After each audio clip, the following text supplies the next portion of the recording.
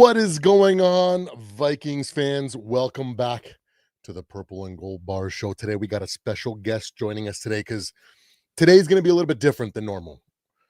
I'm gonna have my typical optimistic, positive look, but after that, with our special guest, Skol State of Mind, Mr. D Woods, we're definitely going to go raw. We're going to let our inner thoughts loose on for you guys. So thank you for joining me so much. And D Woods is almost home, so he will join us momentarily here. So yeah, don't forget to hit that like and subscribe. We are on the road to 500 subscribers. Why is that monitor not off or not on?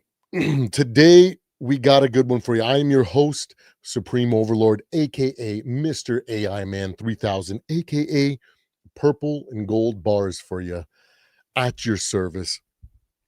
Always trying to give you guys a positive, optimistic, well thought out, outside of the box thinking analysis for you guys.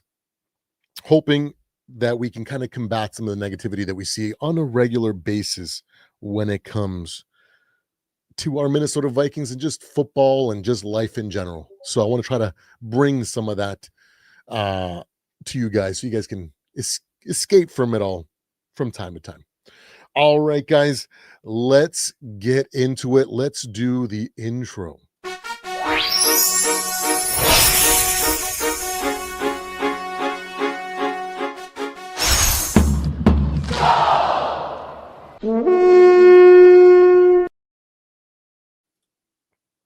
What up, Two-Tone? What is going on, brother? Yeah, man.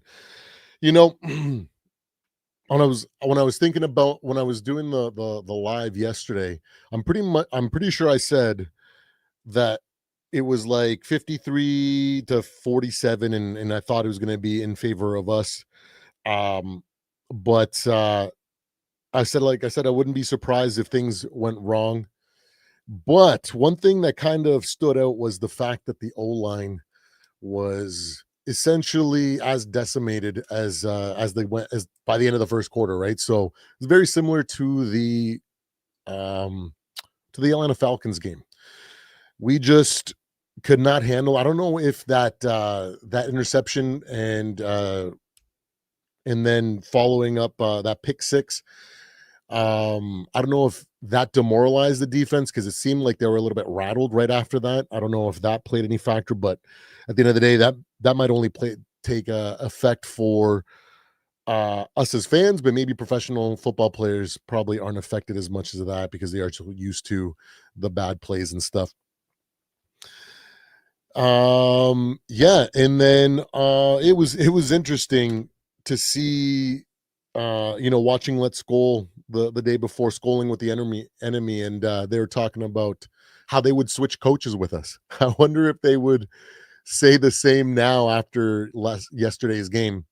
They kind of made me laugh because it's like, man, just about every team complains about their coach and the situation and whatnot, and maybe a little bit overcritical. But yeah, I definitely was not happy with the outcome. Definitely was not happy the way that the game went. We are definitely going to get into that raw reaction once we get Mr. D Woods. Oh, there looks like he's jumping in the live. And then yeah, I'll definitely start with a take here. Let me remove this 1 second. There we go. Mr. D Woods, can you hear me? I can hear you quite well. Awesome, man. So I was just kind of doing a little bit of filler, kind of doing that thing before we started. But before we get into it, I did want to kind of take, you know me, I like to be positive. I like to be optimistic and stuff. So I kind of want to take a moment to just speak on bringing a little bit of positivity because I don't want to just leave that at the door, even though we're going to go raw. I want to go raw and from the emotion and from the heart on this one, right? So I gotta find my we're going LA. to let it go. What? No, that's you. You're always like that. But, I want to kind of preface that, right? So, for me, it was frustrating, guys. I'm not going to lie. And it's very difficult to be sitting here today, especially all day. I've been thinking, like, how can I be positive about this? What can I possibly say that isn't going to come across like a cliche or like I'm just trying to make excuses. And I definitely don't want to make any excuses. The thing that I want to point out is um maybe a common saying, it's always darkest before dawn. It's the rain is always the strongest before the storm breaks, kind of giving the just kind of alluding to the fact that as rough as it feels right now, I think that a lot of good things are still to come. I know it's not happening as fast as that we want, but I still do feel like regardless of the low points that we're feeling this season, I think that we're still on the right track. We're definitely going to go into all the things that we saw that we want to criticize. I really want to just jump straight into it, but I did want to let you guys know that um I'm still confident in this team. Maybe not in the way of like we're going to make a run and make a deep playoff run or nothing like that. More in the confidence that as we progress through these injuries and as we get to see more of JJ going into the future, I feel like we're going to be looking back at this time and kind of laughing at how bad we overreacted. So with that being said, I just want to start with a little bit of positivity and optimism. I don't want to say that there was anything optimistic to pull from specifically from the game, but it was rough all the way around. So I couldn't find even a spot where I could be like, "Hey guys, look at this." Well, maybe no. There's one thing. It was very similar to the Atlanta Falcons game, right? So JJ McCarthy put up 6 points after basically all the offensive line guys went out in the first quarter. And then Carson put up 10 points in almost the same situation, right? So kind of lends to be like, JJ may not be that far off of what we need him to become in the near future. So that's my positivity, that's my optimism. Let's get right into the raw rants, complaining, everything that you want to say. Let's get into it. I'll let you lead the way because I know I'm gonna want to let my hair down, for lack of a better way of saying it. What's going on, man? How are you today? I'm good. I'm good. I mean, it was a rough game. I woke up this morning feeling great. I Yeah. mean, it's because I'm not. This isn't a rant for me. Okay. This isn't a situation to where I'm about to get on here and just be like, whatever. But there's one thing that I hate doing it, but I'm so petty. I do love it. This is the stream. We're gonna allow ourselves to be petty, man. So go ahead. I told you so.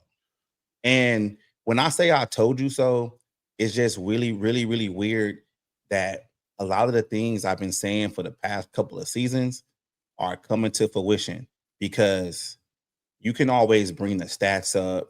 You can always, say what it is and be optimistic. But one of the two main things I said for the past couple of seasons, Brian Flores is not a good defensive coach. This defense is not good. Now you guys are seeing what I was talking about. Middle of the field, always open. You cannot beat veteran quarterbacks and coaching staffs that actually prepare for you. And on the offensive side of the ball, Kevin O'Connell is continuing to call these long development plays down the field that make his offensive linemen look bad. I've been saying it for the past couple of seasons. And the thing about it is like, I know you follow basketball, you follow Mhm. other sports, right? And let's just say I gave this analogy to Mike earlier today, right? I'm a big Kobe guy, whatever. So let's say Kobe Bryant plays 5 games, right? Mhm. 5 games, he averages 15 points, right? Well, let's say within those 4 games, he averages 15 points, right? That's good. So he has like a 15-point average. But within those 5 games, he scores, let's say, 80 points. So you know what that does? That brings up his average. It might not bring it up significantly, but it brings it up as average. That's this team. This team has been relying on great games against bad teams, and they've been trying to scheme so much to like do certain things to where when you go against good coaches, they don't give a damn about your scheme. They are just going to smack you in the mouth. And when they do that, this coaching staff, both sides of the ball, and even special teams, they don't have an answer. They get out coached, and they try to rely on trying to be cute. And sometimes in football, football is not a cute sport. It's not. You're gonna have to beat the guy in front of you, and that's kind of the reason why, like, I can't sit on here and like be, crashing out or whatever, because I called the situation early. I called, bad development on this roster early. I called, hey, we got to stop signing so many free agents, to these contracts, these veterans. Like, what are you gonna do? What are you gonna do? If these guys can't produce or they get hurt, and that's what's happening on both sides of the ball. You got your offensive lineman to where the guy you signed Ryan Kelly to a lot of money, he can't play. We don't know if he ever be back. Then you got Will Fries, who's not really excelling as what you pay for. You're basically, if you look at, I'm not a big PFF guy, but if you look at the PFF grades, I think Ingram is actually highly rated over him when Will Fries, when you already had that guy in house and you wouldn't have to pay him that much.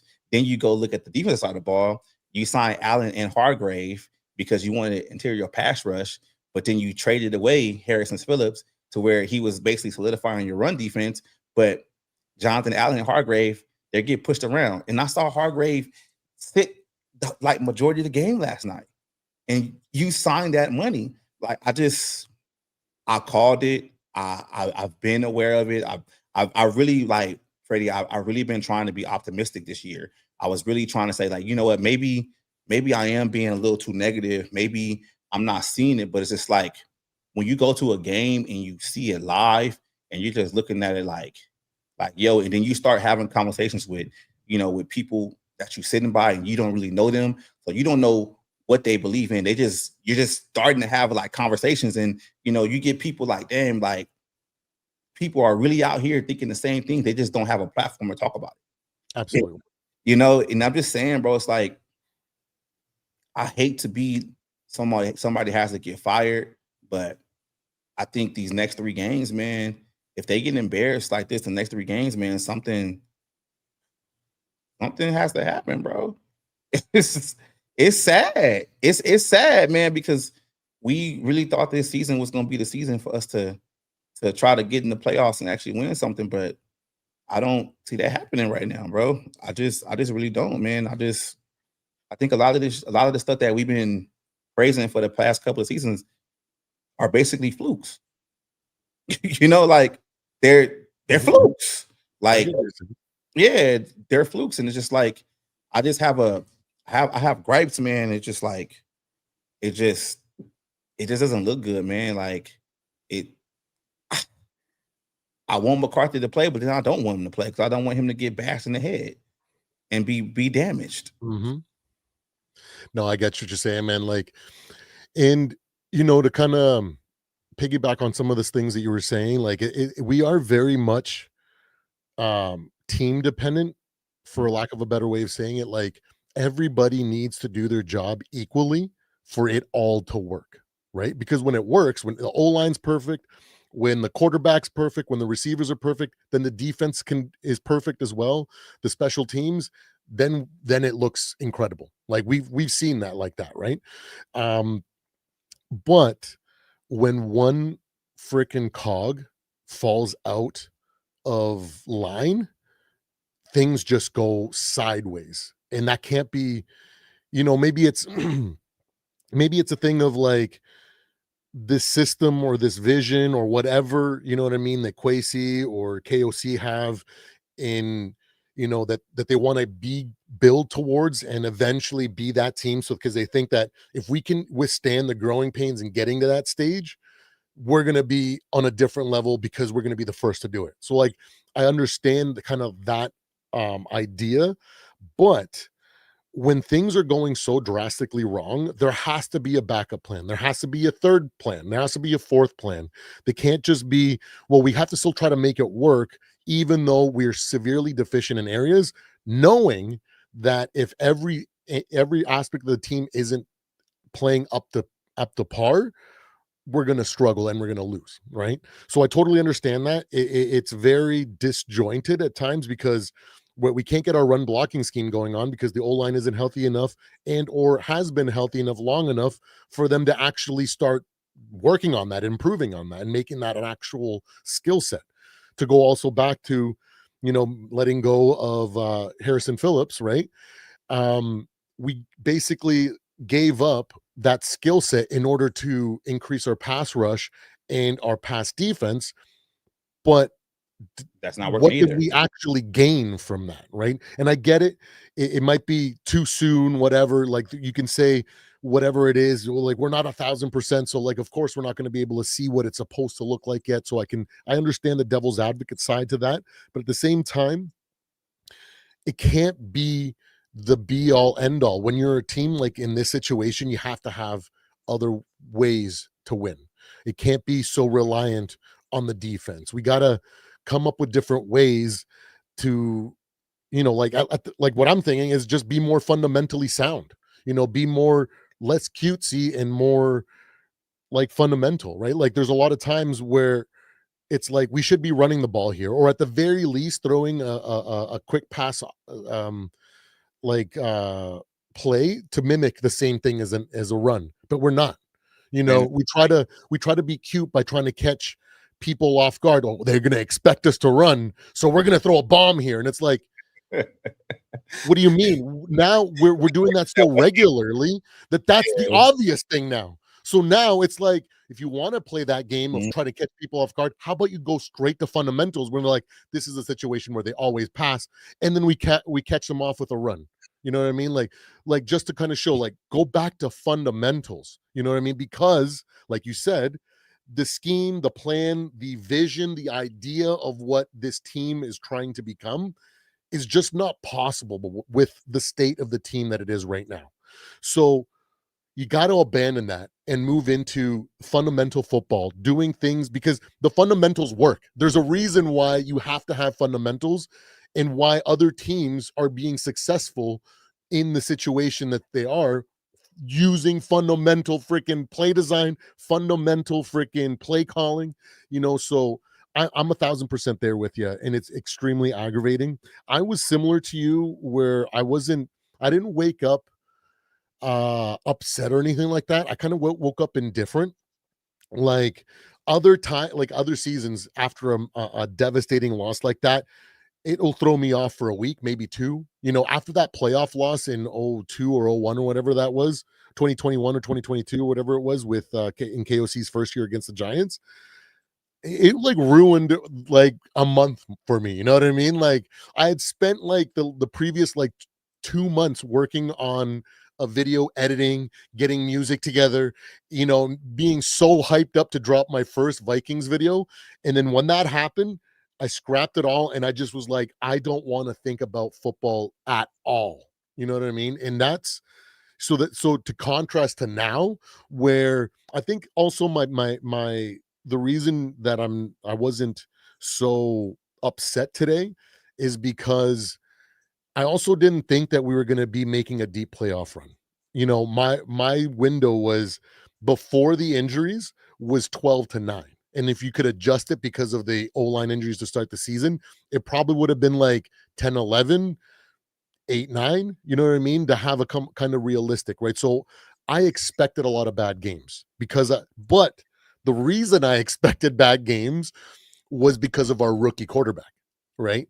right, he's We not playing right. That's not the thing. That's not the case. So it's even more frustrating that because these are super low lows that I expected to see, but I was comfortable seeing them if it's because JJ McCarthy is just struggling or growing pains, whatever, you know what I mean? And Yeah, it's just so when he it was already. happens this way, it's just even more aggravating. Like you don't even understand. But I was able to kind of let a lot of that go immediately after the game because I understood, it's Carson Wentz. We're banged up. I expected to see really lows, not this low. So I understand where you were, like, and yeah. Yeah, you see that comment right there? Hold on a sec. Bring that up. I Cam want to. or That's here we Quincy go. Adolfo, man. Like, okay, Kyle, look, this is how.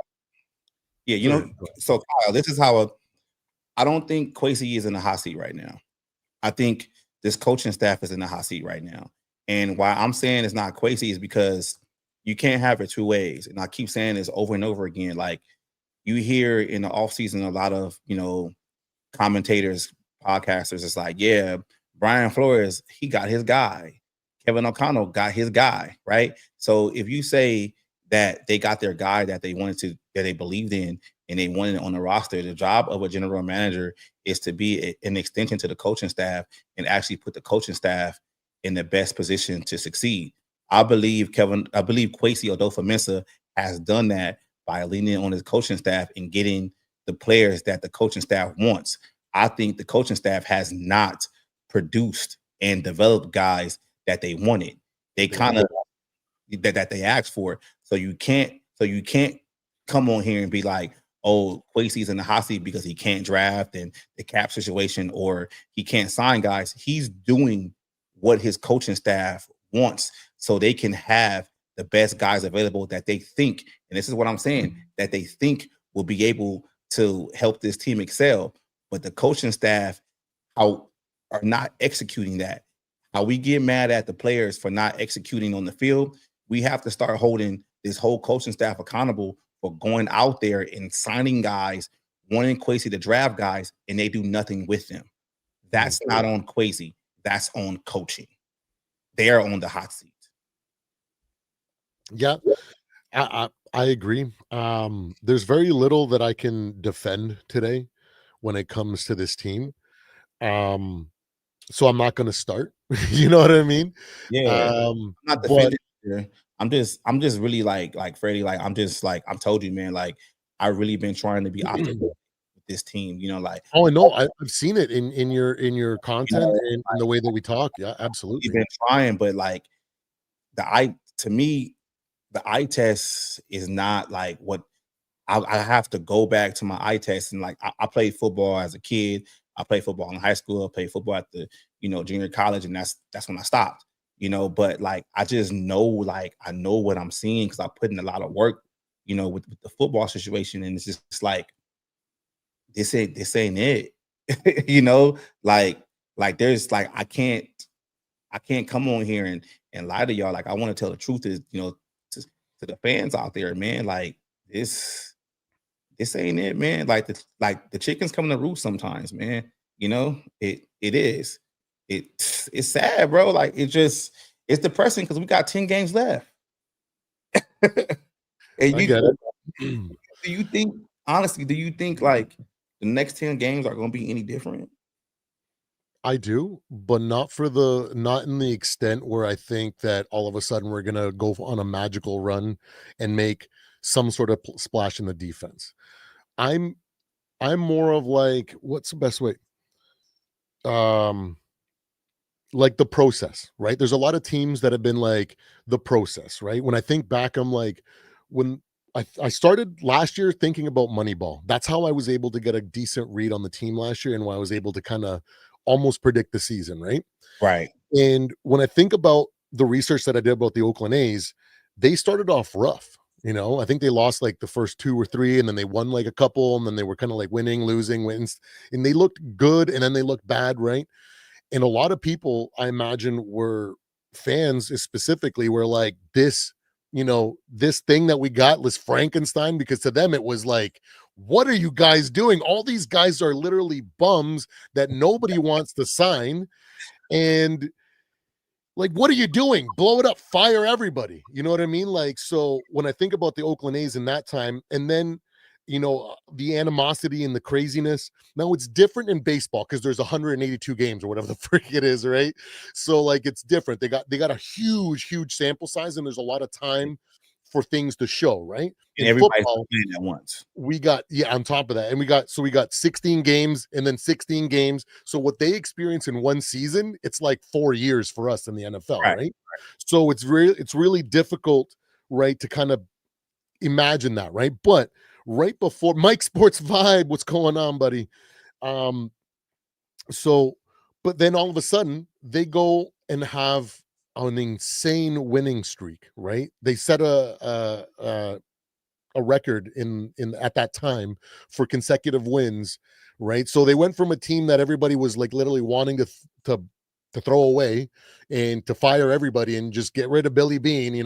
I know I found some articles where some of the media was saying it's just give Billy Bean some time. It's gonna we got to give it time. And so like I see people, saying that. So it kind of makes me think, are we in that type of situation? Is it a thing of like, once we get fully healthy and then as JJ plays more and more games, we're going to start to see some refinement and we're going to start seeing a little bit more of the picture? I don't think we're going to be like to where I expect us to be next year. Like my expectations, if everything pans out the way that I expect it this year, with just growth instead as my goal, instead of wins or even playoff wins, if that happens, then next year I'm going to have some real expectations where if we start seeing this sort of stuff, then I'm going to be upset, right? And then I think of other teams like the Celtics, right? They went and traded Garnett and freaking Paul Pierce, and they committed to the process, right?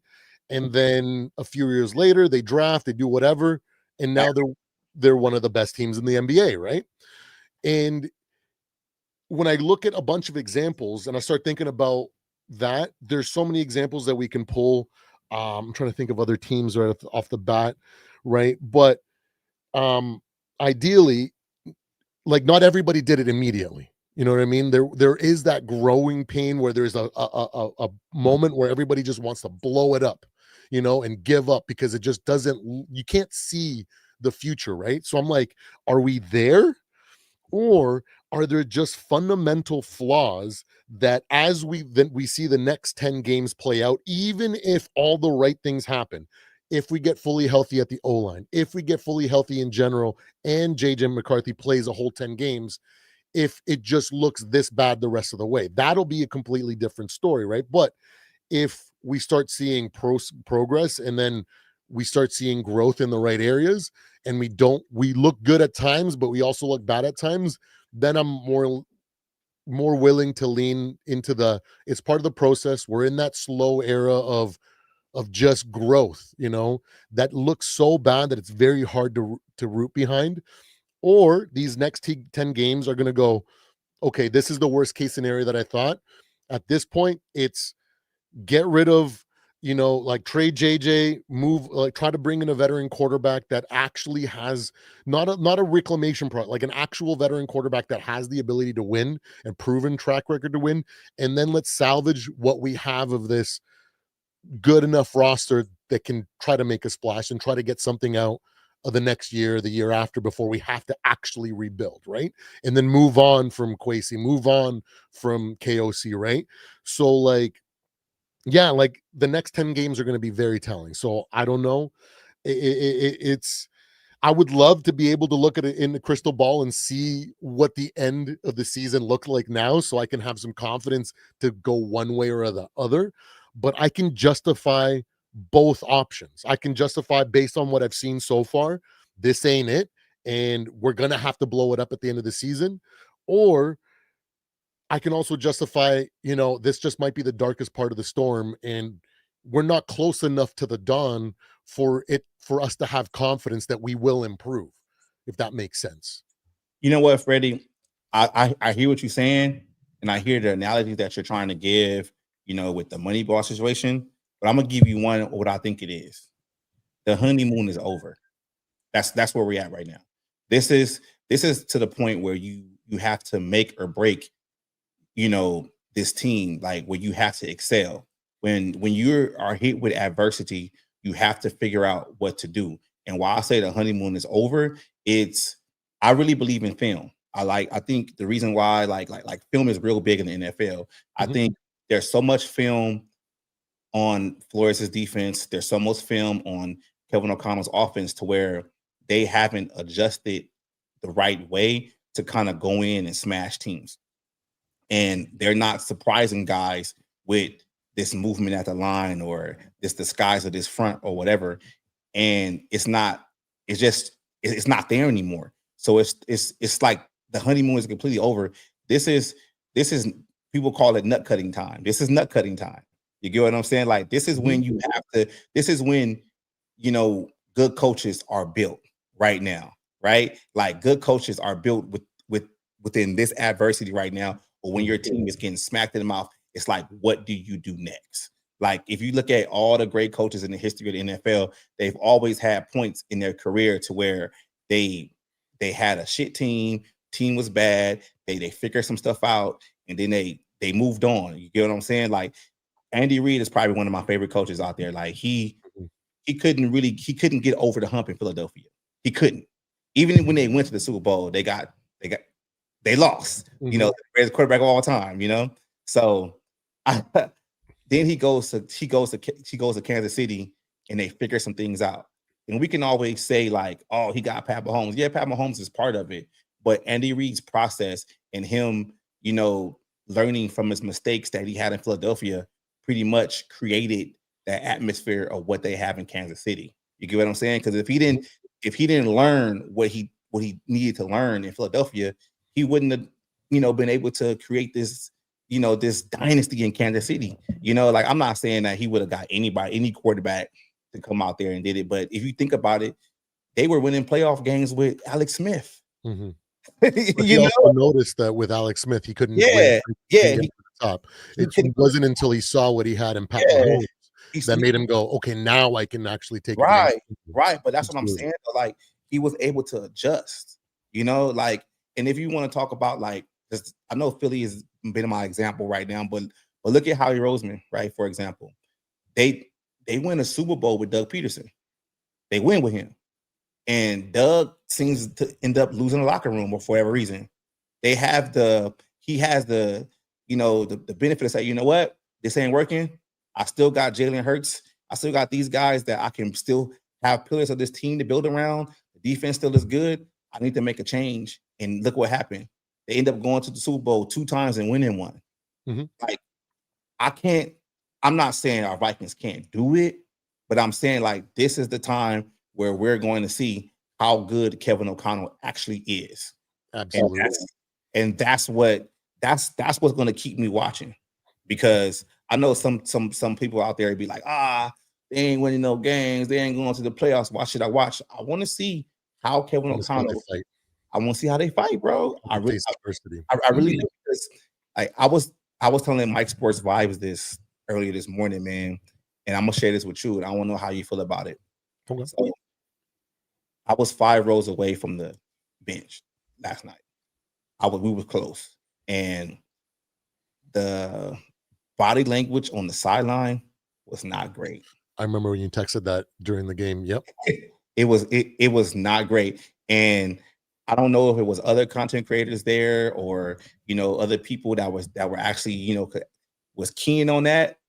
But I saw the fact of the matter, like these players don't mess with these coaches like that. Like when the offense came off the field, you know how they would be like slap hands with the coach or whatever. It was like last year. Yeah, they were like beeline. Last year was different. Yeah, they were like beeline to the seats. You know, like I seen Kevin O'Connell be on the island like so many times, just standing there like trying to figure some things out. I see Brian Flores like not like he engaged with his defense, but he wasn't really like, you know, like he wasn't the force. And yeah, I think the locker room is lost for a lot of different reasons. Like I think the locker room is lost, bro, because it's the process that's not working. You get what I'm saying? Like it's the way they're going about things that's pretty much the locker room as splits. And these are a couple of things why I feel like a locker room is not there. So I'm glad you brought up Moneyball. I'm glad you did. You be cooking sometimes, bro. For real, right? Because think about this, man. Cam Bynum is not here anymore, right? You shouldn't have paid Cam Bynum to stay. Am I saying by paying Cam Bynum to stay is because he was a leader on defense, right? He was a guy that kind of riled the soldiers up to go out there to battle, right? Another guy, a captain, you don't have anymore. Harrison Phillips. He was a guy that kind of riled up the linebackers and the defensive line, right? So you don't have. He had the run stopping skill set that we need. like I'm just saying, bro. It's like sometimes you can't lose people on the team that bring that ability to your roster. Like, and sometimes the intangibles outweigh. Like I'm a big Zimmer guy. Everybody knows that. But Mhm. Zimmer's the heartbeat of that defense was like it was Everson Griffin. It was Eric Kendricks and Anthony Barr. Like they were the heartbeat. Yeah, I believe it now, and I just feel like there's a lot of mistakes this team has made, man, and now they're like it's just coming to bite them. And I think like with that being gone, like the pillars of this team being gone, you know, on the sideline, then I think Kevin O'Connell is in a bad place with the team because the way he's handling injuries. And while I I'm think the saying frustration is boiling over now. in this, I feel like this though, bro. It's the he wants to wait until McCarthy is 100% to And you play know why that is though, right? what? There's a famous quote of his. So he said that he believes that teams fail young quarterbacks or rookie quarterbacks, Yeah. not the other way Yeah, around. I get that. I get So that. I get why he wants to wait till he's 100% so that there is no excuse that anybody can take that the Vikings let him down, or if they would have, done this or that, then he wouldn't have had a chance, right? So I understand that, but at the same time, like was to go back to freaking fundamentals. Like you That's don't not need to go crazy. that phrase is cute, but that's not why he's like he's lost the locker room. He's lost the locker No, room no, because no, no, yeah, but that's what I mean. Like why he's keeping JJ from yeah, starting though. but this is what I'm saying with it. He's rushed other players back from injury Mhm. that has gotten worse. So you don't think other guys see that? Christian Darrisaw should have not been playing so early within this season. They rushed him back. You had Brian O'Neill get rushed back last week to where he can't play, right? So if you're a player on that roster, you're telling me that outside of the quarterback, everybody else has to get rushed back, but you're going to be extremely patient with the quarterback. You have to keep it even across the Mhm. board. You get what I'm saying? Because look at what we're dealing with now. Christian Darrisaw does not look good. He does not look good at all. He basically limped in halftime all the way back, there. And then he came back in street clothes. Brian O'Neill did not play today. Well, did not play last night, right? But I'm not gonna say he's babying McCarthy, but you're giving McCarthy everything he needs to get ready so he can excel. You have to do the same thing for your linemen. You have to do the same thing for everybody else. That's why the locker room is split. You get what I'm saying? Like it's Absolutely. split that way. And then we see Carson Wentz is not healthy, right? We're Mhm. seeing McCarthy, we're seeing Wentz isn't healthy, right? Every play he comes out, he's wincing, he's grabbing something, like he's showing he's physically and maybe mentally hurt, but you keep trotting him out there. Players see that. So if you're telling them, hey, we gotta go out there and fight, and you're like, bro, And you why are you abusing starting Carson? why I think also there's you abusing guys, man. Like what Mhm. I can't get behind you right now. You get what I'm saying? And then you got Golden Boy over here, you know, Gets who all the extra time in the world when we don't everybody get else that. is rushed. I understand 1,000%. That's how the locker room split. Um, hello. But yes, no, definitely. I definitely co-sign on a lot of that. And I think that we're on the precipice, like you said. Now, Andy Reid had the benefit of being able to build the start building the dynasty until like year 19 or year 20, Yeah, right? yeah, So he had a lot of time, a lot of leeway from the Eagles, and then with the Chiefs, right? That's something that KOC doesn't have the luxury of. Let's be real. He's not going to get 10 years from this team to figure it out. he You know what I could. mean? Talent. To be like, oh, it's a possibility. Maybe they love him that much because the whole reporting in KOC we trust, regardless, he can do no wrong sort of thing. Yeah, Maybe he might get a 10-year shot at it. I don't know.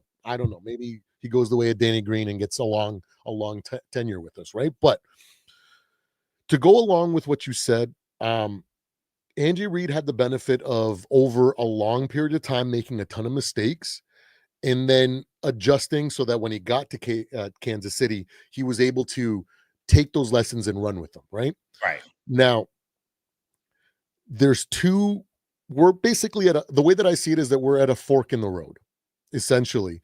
Right now, KOC has had, like, if we look at the fourth season that this is the fourth season, but like what he's done so far, he has basically speed run what a lot of coaches experience in 5, 7, maybe even 10 years, right? Yeah. So what happened in 2020 in his first year, right? With the no defense, basically his version of the 98 team. Let's be real. It's the poor man's 98 team, right? Where we had all offense, no defense, right? And then we got destroyed in the playoffs. So that's one massive lesson that a lot of coaches don't get to learn in year one, right? And then everything that happened in that season, all the close games, all the drives that he messed up with trying to be too cute and trying to force trick plays or creative plays, whatever, high IQ plays, whatever you want to say. But we saw a ton of those in year one. So he's still doing it now, though. But at so much less than he did in year one. You got to admit, like, he does still try to force them here, but every once in a while, he gets it right. I'm thinking of the Oliver pass from Cam Akers, right? So it caught me off guard. You know, I seen the wild card. I was like, oh my God, he's doing this on first down. He's just trying to find a cheeky way to get like 1 or 2, 3 yards. So then the second down, he can, try to get it by third down, like a 3rd and 3 or something like that. Something super easy. So then he can open up the whole play. So I'm thinking, oh, KOC, what are you freaking doing? And then he caught me off guard, right? So it's like, so there's evidence that he is learning from the mistakes that he's made. And then last year culminates with almost every single game we had situations happen that happen in the playoffs, right? You shit the bed. Like, I'm thinking of the Jacksonville game, remember? Where we started and it was an ugly first half. Turnovers, penalties. We basically, like, we've seen that in the playoffs where a team comes out, the Patriots in the Super Bowl, right? 3 points or 6 points to their 24, 26 or whatever it was, right? And they had to face that adversity and find a way to win in the second half and then pull it off. We did that last year, right? Every single game. There was games where we started super strong. We got multiple turnovers. We looked like a juggernaut. And then the second half, we just couldn't figure it out how to like stop them from scoring, right? This year, we're seeing the opposite. We're a second half team, right? So there's all these different lessons that were learned essentially in a year that most teams experience in the playoffs 4, 5, 6 years in a row, right? Early. So that's why I say he's kind of like speed run a lot of lessons, right, in a short period of time. Which brings me to that what you said with Andy Reid, where he had the luxury to experience those and then learn from them and then adapt them when he got his perfect situation, right? So like to go back to where I feel like we're at a crossroads. So I feel why I have confidence that going forward it's going to go in the right trajectory is because of all those learning experiences and because of the growth that we've seen, right? Good, but man. We're at a crossroads where if he doesn't learn and then actually translate into putting it into a practice, we're going to go down the opposite side, because the opposite side is you crumble, you learn nothing, and you flame out, right? So that's where he is right now, right? So like everything, like, so up until this game, we've shown a ton of fight. We've kept games close into the point where we can try to win. So that's a sign for me that last year, everything that we went through, we have learned and moved forward to this year. We're not completing comebacks. It's fine, right? But we're at the point now where we look this bad. And like I said, it's the darkest part before the dawn. So he's either going to show that we got another year or two of darkness of like having to move on, or whatever, restructure, rebuild, commit to something, a completely different plan that we have now, or it's he's going to show in the rest of the season that he has learned and he's going to actually take the adversity, get the punch in the face, and instead of panicking and looking like a deer in headlights, start putting things together for the rest of the season so it shows that he is back on the right trajectory. I don't know what it is, honestly. You remember we had that talk about Pokemon? I know everybody Yeah. out there like these old dudes talking about Pokemon. All right. You remember you had to talk about Pokemon and Pikachu, and Not Raichu evolving, but and someone forcing it, with the stone to evolve the Pikachu early, and the Pikachu doesn't really understand all the benefits of being Pikachu, the speed, everything like that, and then he becomes Raichu and he can't too really early. he becomes Raichu too early. Mm-hmm. It could be. It could be, but also too. Remember how I said Pikachu was the only guy that could not evolve, stay in the vision that That he he was, saw, because he knows that that's going to be better than even the evolved version of the himself. evolved version. I But don't. we don't. That's what I'm saying. This We is don't know. a great dichotomy. That's a great example because it basically just explains what we were saying, right? Yeah.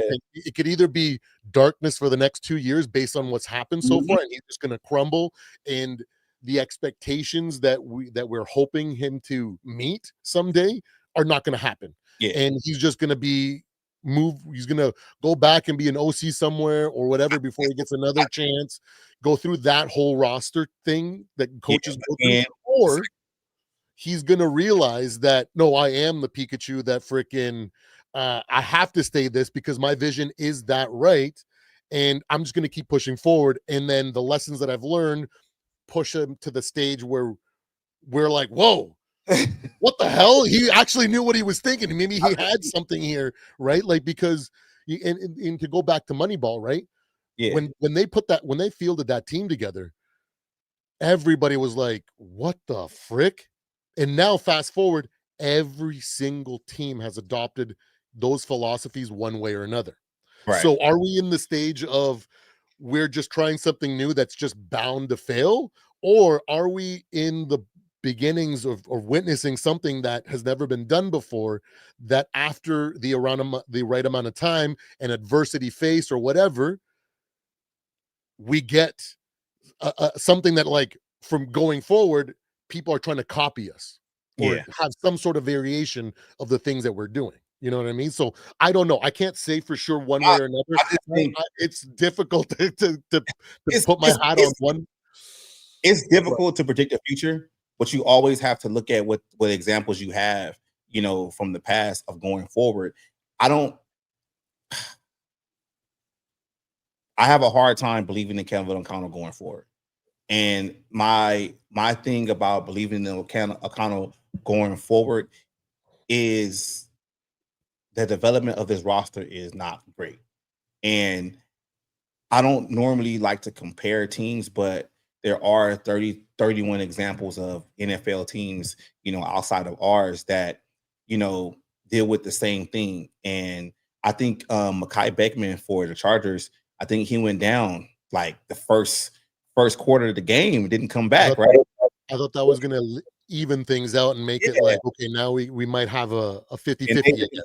they just kept rolling. It didn't Yeah. even they just next guy up mentality. And it's like I'm questioning leadership on this coaching staff because you have a lot of bad beats that are really biting you right now to the point to where I don't think you can't escape it. And when I'm saying like you can't escape it, it's like you've done things to this roster to where win or lose, you have to stick with it. There's nothing you can do. You Mhm. know, there's nothing you can do to fix it. Like you You if you can't just come up with a new yeah, philosophy and run with it now. It's just right, too late. like You're it's too pot late. committed. Yeah, You have no idea if that freaking all jack in. is coming on Yeah, the river or right, not, but we just saw the flop. You know what I right. mean? So we still got the turn, we still got the river. So You like we just have to all see in. what happens. You You all in. know, we're And all in. I was telling Absolutely. Mike this earlier, and I was just like, I just think, oh, excuse me. I think the ego. ego on this coaching staff is killing this team. You have one guy in Kevin O'Connell to where he's been propped up for the past couple of seasons as being this quarterback whisperer, a guy that's great with quarterbacks. That's cool. That's cute. But you need to win with this guy. You get what I'm saying? Like, this is the guy you got to do it with. Now it's nut cutting time, but you actually developing the guy. And it's unfortunate that McCarthy got hurt because it happens. Then you got another guy on the defense is like, well, my defensive scheme is going to confuse everybody and we're going to be great. It's too much ego that's being led on this team. And that's going to it's ego in the draft. It's making the draft picks, whatever. And it's like, I just keep going back to the development. And I just believe in, like, it's going to be a hard fix. It might be it's like you said, it might be a dark couple of seasons if they don't get it right. But in how I look at it, they're kind of like lined up to not be able to fix this on a quick fix. And I said this thing, man, last night, and I forgot who I told it to, bro. I miss Kirk Cousins, and it's not that I miss Kirk. It's not the ability that he brought to the position. This is what I kept saying. No, I'm not even talking about him as the player. Freddie, I look at stuff differently, right? That's why my podcast is called Skol State of Mind, because I'm always looking at stuff different. Kirk Cousins kept them from making stupid mistakes in free agency because his contract was so big to where you could not move it and you couldn't sign guys so much. You always had to sign guys that were for short-term deals. And it seems like the first moment they got rid of Kirk Cousins and they got rid of the big contract and they got this crazy money, they just say, they ain't know what to do with it. You get what I'm saying? Like, that's what I'm saying. That's a really good point. Absolutely. Yeah, I never thought. For me, it was like, that's actually a really damn good point. I'm not going to talk about his play because we know what Kirk is. But when Kirk had that 45 million cap hit, 30 million cap hit, you knew you had to be more strategic in the offseason. You knew that you had to hit most of what you got and with what you could go and shop with. When you got more money to play with, you're liable to take more risk with the money because you feel like you got more money on the back end you can play with. I miss Kirk Cousins' contract because I just feel like, think about it though, Mike. It's interesting. Very interesting. I never thought about it like that. And if people out there is like, here we go, want to bring Kirk back. No, listen to what I'm saying. I'm talking about the contract. The contract was so big to where you had to go out there and you more could creative, select, take run swings with everything. Home run swings, and look at what they did. They didn't have to sign Allen and Hargrave. They could have just signed one, but they signed both. They didn't have to go out there and sign Fries and Kelly. They signed both. You get what I'm saying? Like, you didn't have to go out there and give Josh Mattel his money and sign Murphy. You could have just signed. You could have just signed Murphy and kept paying him. You get what I'm saying? Like that. Absolutely, it's a different factor of team building and exactly. But to play devil's advocate, though, if they don't make these mistakes, right? How would they learn to draft better? How would they learn to spend cap space better without these mistakes? I just think like sometimes this is where it comes back to where the things that we're going through might be exactly what we need for us to evolve into the right version of ourselves, or not evolve into whatever analogy you want to take. But you know what I'm saying? But to become the team that we need to be because of what we've experienced. Like I keep saying, I love the way this team fights, even though we didn't see it last night. Even though at times we did fight. At times we did fight. Let's be real. We did come up with some stops, but we were flat when it came to our normal level of fighting. But I feel like that's all a byproduct of what we experienced last year. You know what I mean? So maybe the lessons that we have to learn and the experiences, the mistakes that we've made as a result are what's going to push us to become the team that we need to be, or it's going to make us go the complete opposite way. And then in the off season, we're rebuilding, or next off season, we're rebuilding. Right. I can't tell, but I think the confidence, because you said that you're pot committed. You're in this state of mind where it's like you're pot committed. You want to see how this turns out regardless, because you need to see one way or another and make a real assessment of it, right? Me, I gain my confidence because of the team looks more or less what I anticipated it to be. So I'm not upset that we have really low lows, because I expected lows.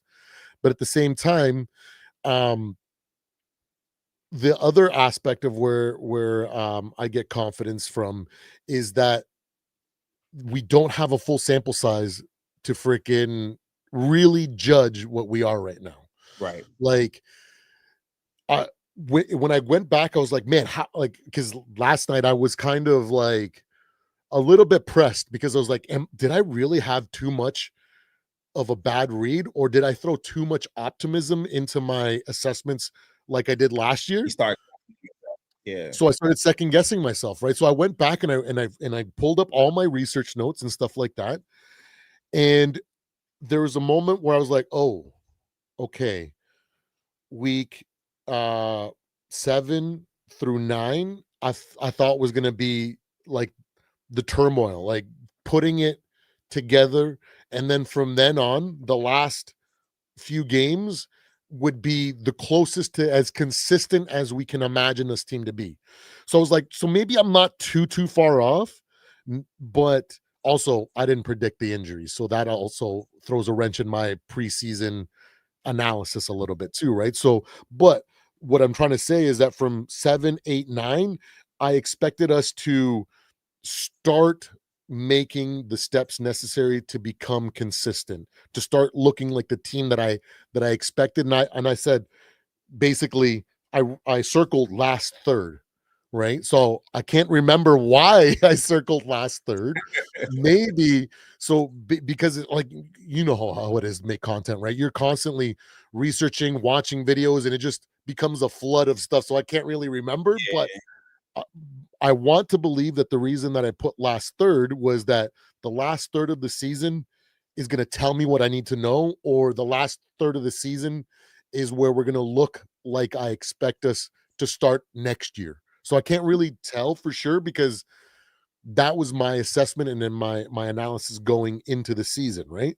So and then I go, oh, maybe we are on the pace that I anticipated.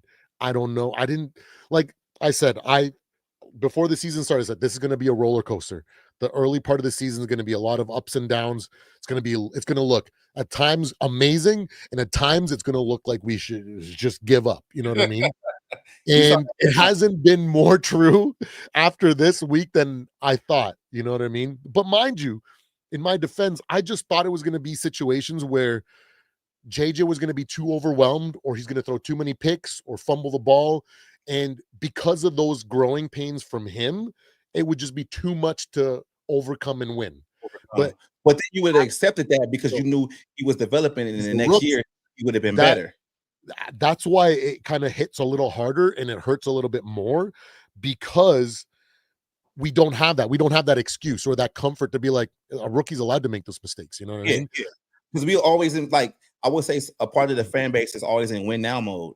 And Absolutely. I believe like you, and this is like, I'm a big basketball guy. So you can't always be in win now mode. That's why I hate LeBron James so much, because he eroded my team to where they have no development stages and they're always doing things just to win now. And you can't build longevity like that. You can't Mhm. always be, oh, we got to win now, because you're mortgaging your future just to try to stay competitive, and you can't do that. And I just think this team has become, I'm not saying it's the same thing like my Lakers, but they have become so like, oh, we got They're to making win the now. same mistake. Yeah, you get what I'm saying? Like, and they're like forcing the issue to where like they're not doing things the right way. And if we talk about quarterbacks, man, and I'm gonna go back to Kirk. Excuse me. I think Kirk is the fork in the road with this team, and I think they botched it. I think they I think they really botched it. And it's not the signing of Kirk Cousins. We all knew Kirk was going to leave. It's the negligence. Longevity. it's the negligence, and I'm gonna say negligence. It's the negligence combined with Kevin O'Connell's ego by not solidifying the backup quarterback when they had the chance to. You could have signed Sam Darnold to a longer deal than what you signed him for when he was available that offseason. Sam Darnold signed here for $10 million, and basically it was five plus flies, 10 million, I mean 5 million on the books, and then void year for the next year, right? You shouldn't have made it in your best interest to maybe give him more money and solidify him as the backup for the future and still draft the guy. And even if Sam didn't want to do that, that's fine. That's his prerogative. He wanted to try to figure things out. But if you look at that offseason, there was no guarantee that Sam was going to actually be the quarterback starting the team last year. It was talk that J.J. McCarthy would have been the yeah, he was supposed to be over, but then he got hurt. He got hurt, and then Sam had this a great year. So human nature would be for Sam to leave and take the best money possible because he never knows he's going to be a starting quarterback on his league again, or is going to be offered that type of money. I get that. So you botched that one. But with him though, he wasn't available during the last part of for us to actually sign for multiple years at a cheap rate because he was signed to the 49ers. No, he was an outright free agent. He was in the summer that we moved on from Kirk though. But what I'm saying, but I thought, okay, maybe I misunderstood. I thought you meant that before we moved on from Kirk, that we should have signed him for like 3 years or trade and sign him or something. That's what I'm assuming. What I'm saying is this though, right? I'm gonna back it up so you can understand it. So we knew Kirk was gonna leave, right? Kirk is the fork in the road. Kirk leaves, right? Sam Darnold comes available because his contract is up with San Francisco, right? He's a basically quote unquote, unprotected free agent, right? Instead of you giving him 1 year, you shouldn't have gave him 2. You get what I'm saying? You shouldn't have gave him 2 before he actually stepped foot on the field. You get what I'm saying? Because if you would have gave him 2 years, you knew you was gonna draft a quarterback. You knew at the end of the day you was gonna draft a quarterback. We just didn't know what it was gonna be at the time. We didn't know if it was gonna be McCarthy, Bo Nix, Michael Penix, whatever. But you could have solidified on your right. Him, somebody else that was willing, because remember, the negotiations came out with Sam, and his freaking selling point was, we're going to make you the next Baker Mayfield, right? So that he was ready. The reason he was basically ready to only sign for 1 year with someone, because he felt ready to kind of show that he had fixed himself enough, right? So maybe we could have gone with, I don't know who was available. I'm not buying that though. I'm not buying that, because the thing about it is though, if you go back to that offseason, Sam had a possibility of not playing if JJ McCarthy got hurt. You get what I'm saying? So if Sam doesn't even get on the field to actually play, he's never going to have that 14-win season. You get what I'm saying? Like you can't say he's going to be the next Baker Mayfield, if he does not play. You get what? If McCarthy, no, I get what you're saying. See, I don't know because they never give the details. They just show that that was kind of like a selling point for them. They don't really go. It's hard to say unless you're in the negotiation what they actually meant by that. I just think they make things up that don't really fit the facts. I think Sam came here on a small deal, 1-year deal, with the hope of actually playing. Sam knew they were going to draft a quarterback, so we can get Sam out of here, right? So that happened. Then Daniel Jones gets cut. You bring him in on the practice squad, and then eventually you put him on the active roster for whatever games, right? You shouldn't have, when you got Daniel Jones off of waivers, you shouldn't have signed him for 2 seasons. You shouldn't have signed him for the season that we were already in last year, and for the next season, to where you don't even have to go into negotiations with another backup quarterback next year. Now, this is after you drafted McCarthy, right? This is after you drafted McCarthy, and I can understand, people being like, "Oh yeah, but he wanted to option to go somewhere else." That wasn't even on the table at that point, because you waited to the offseason. That's when all these other jobs became available. You get what I'm saying? Mhm. Don't like you take care of it now, and then if shit comes available, and then you're like, oh, maybe we gotta trade him because he doesn't want to be here. That's something different. But these guys kind of played themselves in the point of being, it's like they had no backup on the roster. Yeah. And that's the problem that we like I've always had with Carson And Wentz. And with that being said, is that the reason why they're not playing Brosmer? Because they don't want him to be injured the rest of the season, and they actually want to develop into a long-term QB2? I think so. Maybe that's a lesson learned from that Yeah, mistake. yeah, yes, I think it's lesson learned because now Brosmer is going to be on the roster for a long time. So you have Mhm. a backup guy who knows the system going forward, but they played themselves to the point of being like At the time, it, absolutely. No, I'm 1,000% on board with that take for at the sure. time. Because if you remember, I remember 2017, right after the debacle against the Eagles, and then the Vikings went into a situation where they basically had no quarterback on the roster. Mhm, Teddy Bridgewater was going to be a free agent. We knew Sam Bradford knees could not mhm, hold up, and we mhm, we all knew that Case Keenum was just a backup that was riding on a high year. You get what I'm saying? Like they right. had nobody on the roster, so the best bet that they could do was sign Kirk. You get what I'm saying? They were right there again last season, and they just kind of botched it, man. Like I just think that's it. They were botched it by ego because Kevin O'Connell's this quarterback whisperer, and he has all these examples of making this and making that. It's just like it's just been botched. It's like, bro, think about it like this though, man. Like if Kevin O'Connell did so well with Josh Dobbs, why he didn't resign here? Right? Why he didn't resign here? How Mhm. come Mullins is a backup? He's a straight up, he's a career backup. Why did he leave? I think also that plays a factor that they don't mirror JJ McCarthy, right? Because if you have a backup that doesn't mirror your starter, you have to have a completely different game plan if he has to play, right? But if you have a guy that has the same skill set, Yeah, you don't have to change the plays. You don't have to. They just have to both know exactly what to same do playbook because they anyway. have the same Any quarterback, yeah. skill set, right? I get that. I So get that's why I think Brosmer was drafted because he looks to me like or uh signed because he was undrafted free agent. oh yeah, like signed, but like that's why they signed him because he mirrors JJ. Similar style of game. He's a dual threat that can throw the ball, Mm. and so like when he has to step in, like the whole offense is gonna be like, oh crap, what do we do with him here? It's We like, got no, we're just gonna do the same thing. We're gonna do the exact same thing. We yeah. might lean on to more of his strengths Mhm. instead of what we expect from JJ, but it's essentially the same thing, the same play calls, the same theory, the same strategy, right? Right. So that's why I think those guys didn't really fit the mold for what we needed for a backup. Now, to go back to how we were talking about how this team and like your analogy with the Lakers, where there's teams out there, we know them in every sport. There's a team out there that always mortgages their future to try to win now in hopes that they can steal one, right? The Rams a couple of years ago, you Still know what I one. mean? Still one.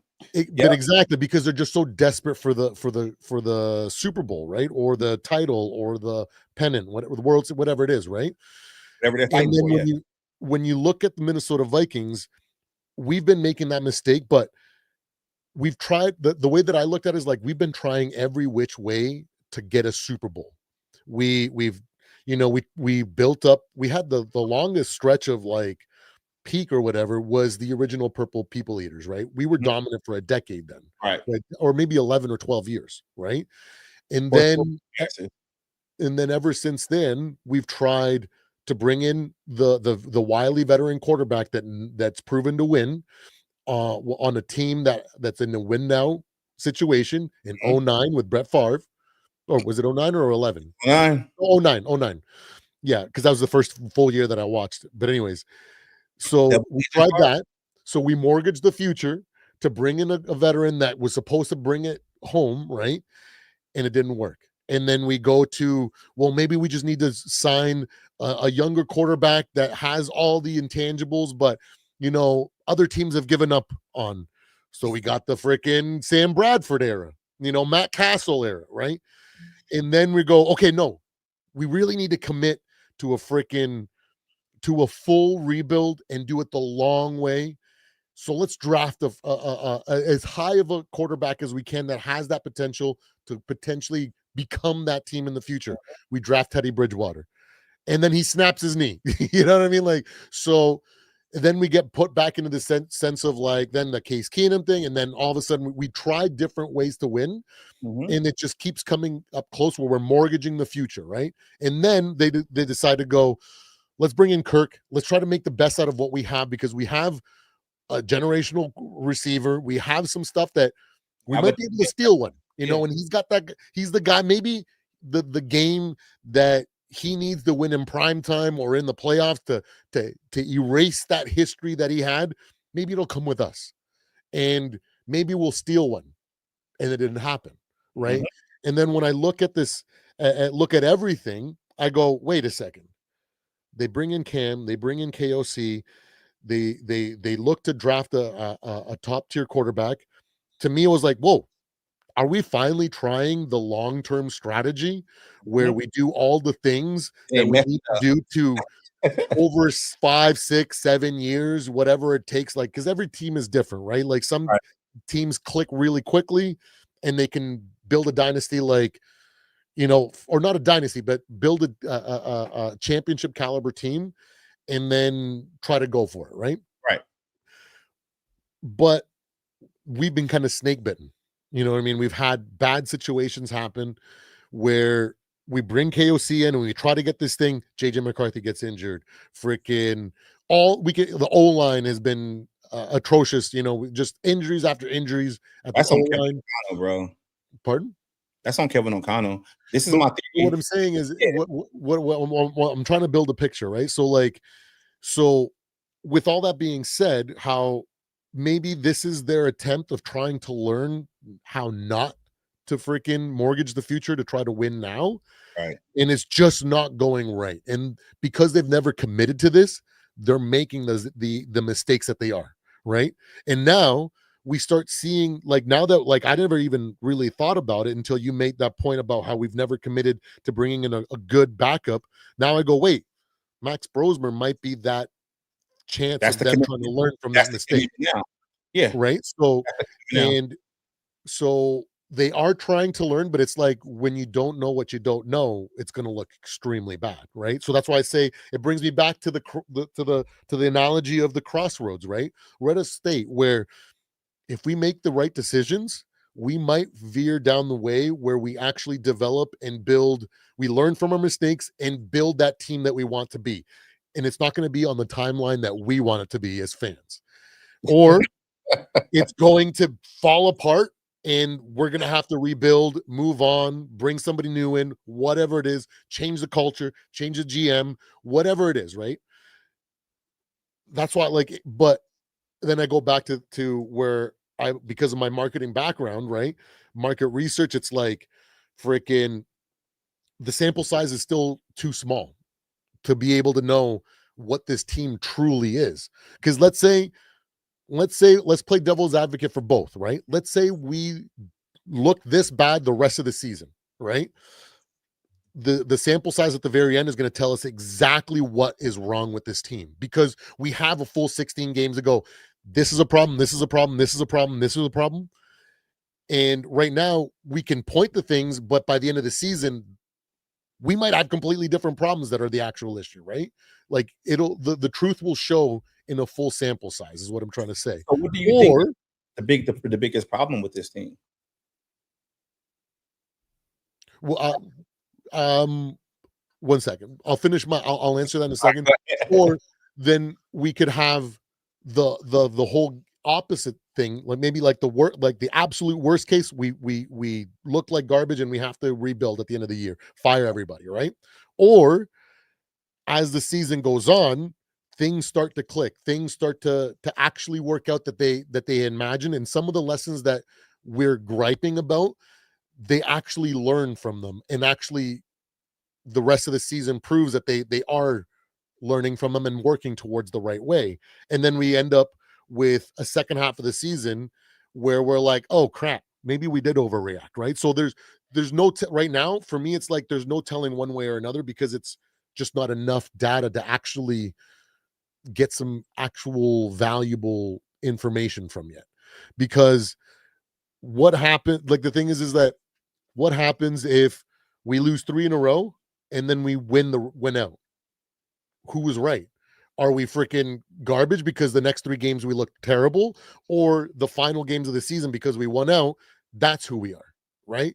So Oh, no. that's what I'm saying. At the end of the season, we'll know. It's like, oh, injuries played a massive factor at the beginning of the season. This is what caused this, and then by the end, we started to put things together. So the problems were our health, this, or we lose out. It looks the worst that it can be. And then we go, this is a problem. The head coach is a problem. The play calling is a problem. The choices at running back's a problem. The offensive line, the health, the rushing players back. Like, we'll be able to actually see what the real problems are, because we're only just seeing like mirages of what it could be. And we're running with that, if that makes sense. Mhm. You know what I mean? Because I'm looking at it is when I analyze data, right? And when I analyze that, the sample size matters, right? That's why when they put up statistics in the middle of the game, they have to put at the end minimum 12 starts, minimum 25, minimum 4 seasons or whatever it is, to justify the stat that they're putting up there, right? Because if you don't have the right sample size, Mike White should have been a franchise guy after those first 2 games that he played, right? Right.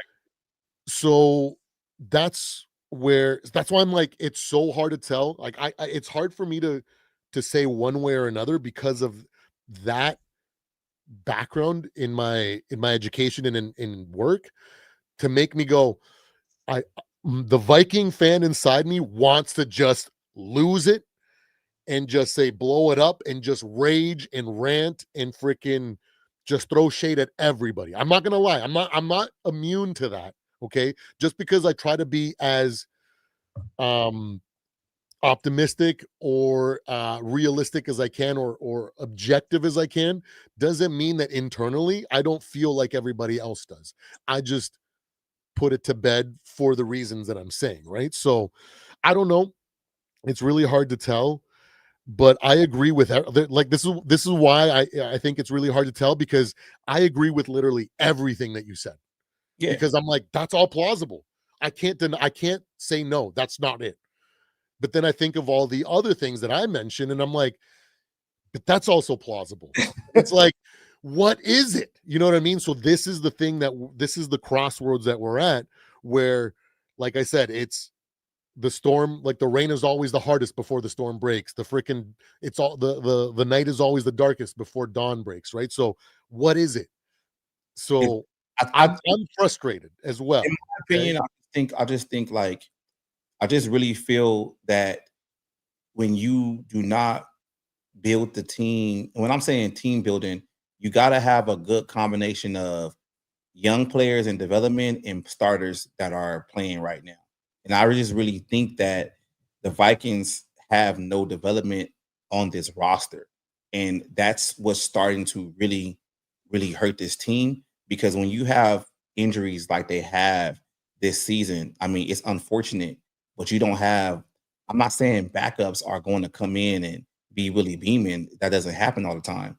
But you don't know how to coach for the guys that you currently have to play with, and you don't have any young guys that can take those spots, and be like, okay, cool, we're gonna throw this guy out here. Dang, he's guy can actually really play. He's in his second season. We might have to give him more playing time.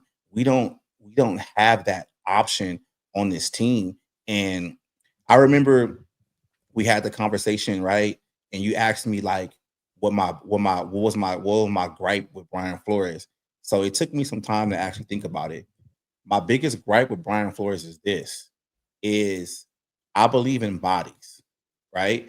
And what I'm saying is I believe in bodies is I understand that Lewis Seen was not working. I understand that Mekhi Blackman wasn't being what Brian Flores wanted. But at the end of the day, they were bodies. You get what I'm saying? They were bodies on cost-effective rookie contracts.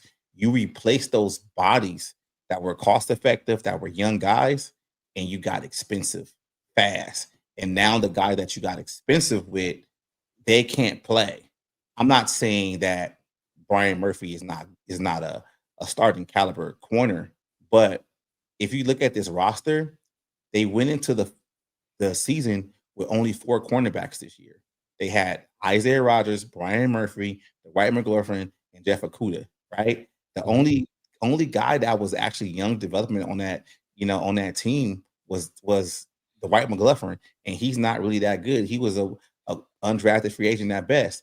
You had a 3rd round pick in Mekhi Blackman that you traded away for nothing, right? You had a 2nd round pick in Andrew Booth that you traded away for nothing. And I'm not saying these guys were going to actually be Pro Bowlers, but at the same time, Brian Flores never believed in these guys enough to throw them out there and actually get experience. Now we always sit here and we talk about, JJ McCarthy, where hey, we just need him to start playing so we can kind of figure some things out.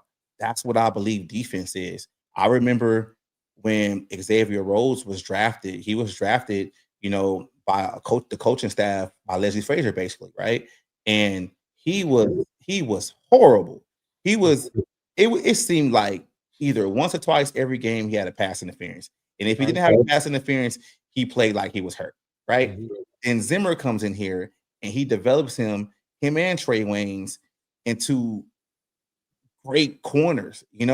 I just feel like Brian Flores doesn't have the patience to develop guys and be like, all right, cool, I got this next guy up. And I know people out there are going to be like, oh, what about Ivan Pace? I've always said Ivan Pace was trash. And the reason why I said Ivan Pace was trash is because I knew he was limited to what he was doing. He was making splash plays by basically just rushing the quarterback, doing the blitz, but he never was asked to do any kind of real linebacker duties. And when he had to go back and start doing real linebacker duties, he ended up getting benched.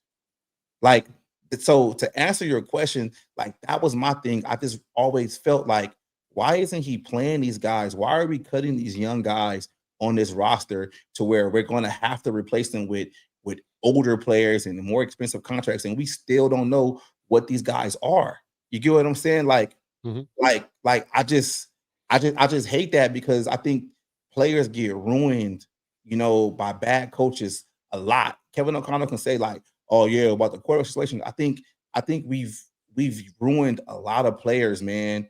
And the reason why some of these, our offense and defense is not excelling to where it need to be is because you got rid of guys that you shouldn't have developed. You Mhm. got rid of Ed Ingram that wasn't really that bad. And what did you replace Ed I Ingram was with? defending Ed all last season, man. That Yeah, was like the only one I felt like at yeah. times.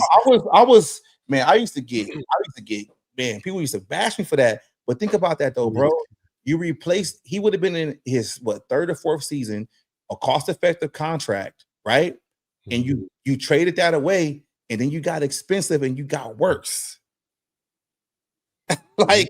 Like, that's what we have. As of right now, that's what it looks like for Yeah, as sure. of right now, that's what it looks like. Like you got worse. And if we talk about the defense, with the cornerbacks and the safeties, it's like, okay, Cam Bynum shouldn't have been resigned. Yes, Metellus is not that great, but then you had to beg Harrison Smith to come back, and he can't play anymore. So now you have more money allocated, and he got worse. And this is what I go back to Lewis Seen, and I'm gonna be a Lewis Seen apologist forever. And I'm happy he got a Super Bowl because I think the kid can actually play. There was a game in the preseason where Brian Flores allowed Lewis Seen to just read and react, and he played well. He played phenomenal, right? You allowed Harrison Smith to be in this kid's development way. Like you did that. You never said Harrison Smith is basically done. I Mhm. need to start prepping this guy. You could never play Harrison Smith and Lewis Seen at the same time because they're basically two of the same type guys. I never felt Lewis Seen wasn't smart. I just felt you got guys playing out of position. I don't believe that Dallas Turner should be playing the outside. He should be rushing the quarterback from the inside. He needs to be the other inside linebacker. But Brian Flores wants him on the outside. Like there's a lot of these things like I'm seeing, bro. And this team is old and expensive, fast. How you said that Kevin O'Connell accelerated his development by getting all these wins early. They made this team old in one season, one off season, bro. It's This like is that the remnants of that mortgaging your future yeah, for your chances now. You know what I mean? And doesn't make sense in hindsight when you have a rookie quarterback starting to mortgage your future because realistically, it's not going to happen, yeah. right? I don't think ever in NFL history a rookie has ever won the Super Bowl. You Came know what I close. mean? One came close. One came close. That was Who was that was Ben Roethlisberger. He came. Oh yes, yes, that's right, Ben. Yeah, Yeah, and then he had immediate success in year 2. He won and it, they right? then they won the next year. Yeah, So, absolutely. but He was a unique. He was a unicorn though. At the yeah, same time, but he wasn't the quarterback he was at the end of his career that he was the first of his career. no, but he started as a game manager, and he Yeah, slowly. I remember when Ben Roethlisberger, like I was was just starting crazy. to watch football. Then I'd be like, man, this guy sucks. He barely throws for 200 yards Yeah, every freaking game, like 180, 197. Sometimes you see 211, 220, and I'm like, man, this guy freaking sucks. they Like, ran the why ball doesn't he throw crazy. the ball like I'm watching like Carson Palmer throw Yeah, or yeah, Peyton Manning throw? And I'm like, yeah. because I had such a skewed view because He I he didn't got know to enough about oh, I didn't have a football eye yet. I can honestly say I didn't then.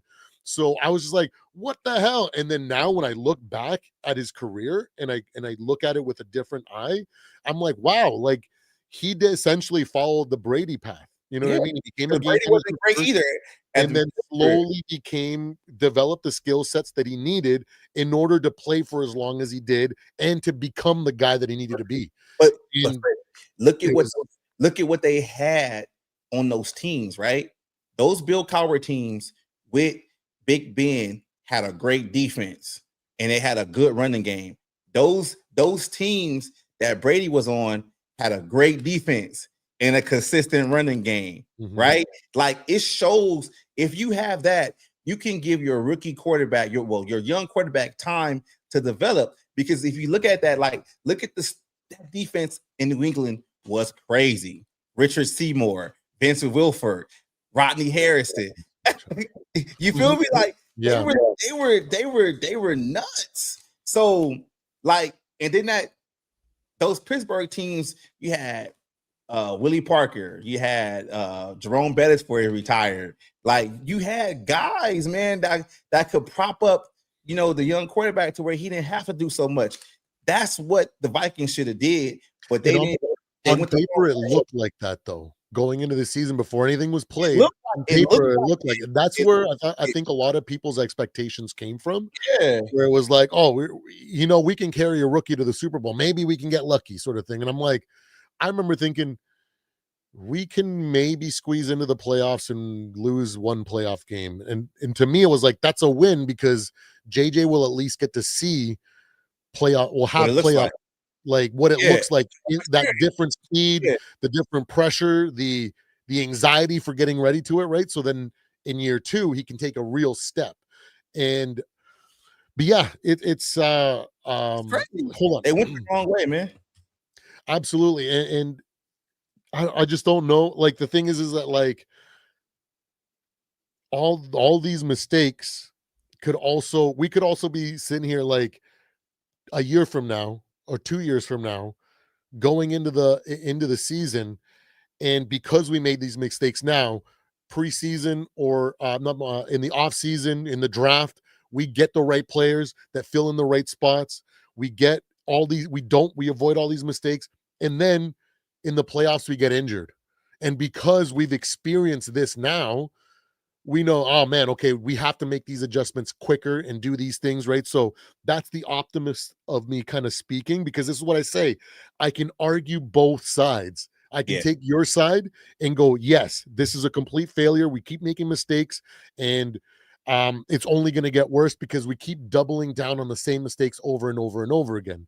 And then I go, but then I can also say, you know, the complete opposites in like I just said, meant like all these are the lessons that we need so that when the time comes, we've gotten all that experience out of the way. And because of that, we don't mess up then. But right now, it's too early in the season to really know until the end, right? So We gotta play it out. We gotta I just realized I missed so many freaking chats because you Hey, made such great points, and I was going with them. hey, And look at this. Look at this, bro. I just saw this on my Twitter feed. what's up? Garrett Bradbury is the third highest graded center in pass pro in the NFL this season. 0 penalties and 0 sacks allowed. I did look into both Ingram, and Ingram is a highly rated guard, but where Bradbury is good on one side, he's bad at run stopping. He's always been that. So I think he's in like the low teens for overall centers, which is better than what we got. You know what I mean? He's actually playing, and he was less expensive than Ryan Kelly. That's what I'm saying, bro. It's like, And you know what? Last year, everybody was complaining about re-signing Garrett Bradbury, and I kept saying, guys, keep him. if you look at the last year, a lot of the criticism was you're too small, blah blah blah. And then I said he did all the right things for this team. He went and put on like 40, 50 pounds, and he did the things that earned him the next contract. So I was like, let him freaking play and see what happens. See what happens. Because he's earned that, right? And now we're not reaping the benefits of all that work that he did because we gave up on him too soon. Yeah. You know what I mean? So it's like it's that same recurring mistake where it's like you got the thing is what chaps me about everything that we talked about is that we commit like 4 years ago to start and build the right way. We get ourselves an offensive coach. We get a good defensive coordinator in year 2. We get generational talents, and then we trade up to get a lottery pick quarterback. It seems like we finally made the turn, and we're going to commit to this strategy now. And then we make the same freaking mistakes. You know, we've mortgaged our future. It's like, wait. When you're trying to build a freaking, through the draft and become the team the long way, you can't make these mistakes. You know what I mean? So it's like the old habits are kind of rearing their head still, which, you know what I mean? Like some of them, those mistakes, I guess, had to be made last couple of years, right? Bringing in Van Ginkel, bringing in Blake Cashman because of the situation that we're in. So it kind of made sense then. But like you said, the Kirk Cousins contract was holding them back from truly making the mistakes that they made this year. Yeah. But like it was keeping them in check. When you think about it, do you want to teach someone to fish or do you want to just give them a bunch of fish? You got to teach them to fish because if you give a bunch of fish, they're going to always keep asking for you. So Kirk Cousins the fish in this situation. But I believe it. But I believe in this one. I'm trying to think about you can't feed a hungry dog. True. Yes. But but the point of that I'm also making is same hungry dog is going to eat you alive. Yeah. But to get that dog to be where it's at, there's a lot of other mistakes that you got to get to before, you know what I mean? You face that hungry dog, right? Yeah. But my point is that I think the hungry dog isn't. I think the hungry dog analogy isn't the players. I think the hungry dog is Kevin O'Connell. Could very well be. And like in my analogy, Kirk Cousins is the fish. Yeah. Because we didn't choose then to be like, you know what? Let's trade up. Let's do whatever we can, and let's build the right way. You're going to get knowledge when we get on here, man. No, what we did is we went with Kirk. You know what I mean? So it's like they decide we get on together. We're going to freaking try to build a long-term freaking team and do it the right way, but their old habits get the better of them. And then they get the fish, which totally prevents them from making the mistakes that we've made this year. And now we're suffering because of those. And it's like, this better be a freaking wake-up call to you guys to be like, hey, this next year or whatever you got to do between now and then, you better start looking at freaking your scouting crew and being like, you guys need to freaking step up your game. You guys need to go out and clean house and be sellers at the trade deadline and try to bring in some picks and potentially identify, do we move on from Jordan Addison? Do we move on from certain guys to be able to get the picks in order to get back on track in, like, I'm not saying that's just an example. I don't know. We can debate who that player could be, but what I'm saying is someone that's valuable enough to get good trade assets for, or like good draft assets for. Let me ask you this though, and I want you to be completely honest with you, right now. I just wanted to do the I first need to thing get that comes to mind. The we need to first get thing, back. I need to get caught up with this freaking chat. yeah, I feel so bad. I'm so sorry, guys. And once we get this next yeah. point out, we'll go through the chat because everybody's been typing, and I'm so sorry. That's my bad. So we always throw the analogy of them getting draft picks. Do you believe that they can actually play those draft picks and develop them? The thing is that unless we give them the opportunity to do it and then make mistakes during that, they're not going to learn how to do it. I don't know how to do it. Okay, let's get to the chat. Right? That's all I ask. So, like, it's one of those things. It's like, man, it's frustrating because we make so many good decisions when it comes to building the right way. So, for example, we move on from Sam, right? I don't care what anybody says. Moving on from Sam is the right move because when we get to the playoffs this year, he might win a playoff game against a flawed team if he's a wild card team because most likely they're going to come in as a wild card team, so they might be able to beat another flawed wild card team. But when they face the real competition of the top echelon of the league, they're going to get smoked because Sam cannot play under pressure. His confidence is that bad that it's going to take multiple attempts at the playoffs before he gets right to where we can go, okay, he's no longer seeing ghosts. He's got enough confidence to push him through bad situations, and he's not going to totally collapse anymore. It's a possibility, but he's more on the opposite side of that storyline now, where he can elevate and be the reason we win, where I think this year and next year he's going to be the reason they lose, especially against a team that's going to be able to put it on them hard, just like the Rams did, right? Just how the Lions did last year, right? Once he faces a team like that can really put it to him, that's where we're going to see what he's made of. And I think has taken a small step forward this year, will take a small step forward this year, and then a bigger step next year. And then going forward, that's where we're going to be like, Sam is actually a guy that can win in the postseason, because I don't think he's there yet. And then for us to say, oh, we should have kept Sam, only if we had picked him up in your situation where we picked him up for 2 years and it was going to be cheap for us. Yeah, that makes sense. But yeah, I'm not saying after the 14-win season. I'm saying before that even happened. That's what I'm saying. In that situation, yes, if that would have happened, but the way that it's going to go down, what happens if we do keep him and then he gets blown up in the playoffs again? How mad? I was mad that he melted down in the last season. How much more mad would you be this year if he melted down in the postseason?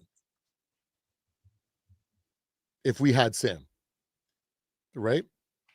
It would be like, why did we waste another freaking year to get the exact same result? Why have we not learned anything? Right? So, you know what I mean? And then we did everything to get to the point where we got on a rookie scale quarterback. And then you go and mortgage the future to to go back to old mistakes, and you're right. That the fish in in Kirk Cousins prevented them from making these mistakes. And right? This is why they didn't learn how to fish. Yeah. Now they're learning how to fish, and they freaking suck, bro. Like, I feel like I could go fishing better than this team can right now. But just to kind of go back on the points, let's get back on go to the chat. All right, let's go back here because we've got a bunch of people that have joined. T-Bass, Skol, holy crap, it's been a whole bunch. So April was the last one. So Mav Henry says, in your opinion, do you think we should have hired Harbaugh? No. You want to take that one first? No. I think Harbaugh was great on paper, but I just think about Harbaugh's like shelf life. Like, Harbaugh, he could have did good here, but I don't think he would have had longevity, outside of 3-4 seasons.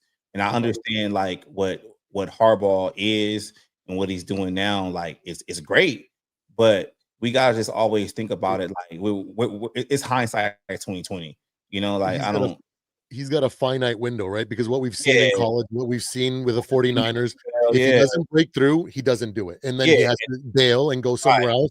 And he's got that 3-4 year. And if he doesn't do it, he moves on. So he seems to have issues with management a lot when he doesn't really get what he wants or Mhm. be able to do He's what he old wants school. to do. Yeah, he's old school. Like, I'm not saying he's a bad coach. Like, good for San Diego. Like, good for them. And sorry, guys, I know they don't play in San Diego anymore, but I'm from California. They will For always sure. be the San Diego Chargers with us. So Yeah. he's good with San Diego. So I mean, it's good, but I'm just not. I just think like I'm gonna throw a PSA for Viking fans. We gotta always stop looking at it like, oh, we should. Revisionist history. Yeah, revisionist history. Like it's not that. Like I think the right move was Kevin O'Connell. It's just that Kevin O'Connell has adversity now that he needs to get over, and we need to be on the front step to actually see what he's gonna do. Absolutely. I'm going to take a different side. I'm going to say that, well, first, I'm going to preface it by saying I'm old school. So that's the type of coach that I would respond to. So I was all for the Jim Harbaugh signing. But when I look at the snapshot of that time, right, our team was freaking done with that type of leader. Yeah, Zimmer was that guy as well. And so if he had already lost the locker room with that style, and then we brought a Mike Zimmer 2.0, not because of the talent or their skill set, but in the same leadership, in the same way that he deals with players, we wouldn't have regained our locker room it until depends. he was gone, potentially, right? We might have had to completely clean house so that all those guys that just have that bad taste in their mouth were completely gone, and we'd have to start 1,000% from scratch. Over again. And Yeah, so what do we get? We might have been further behind and where we are. than where we are now, right? So I don't think it's if I was just to say my own way of liking coaches and what I would have responded to, I wanted Harbaugh.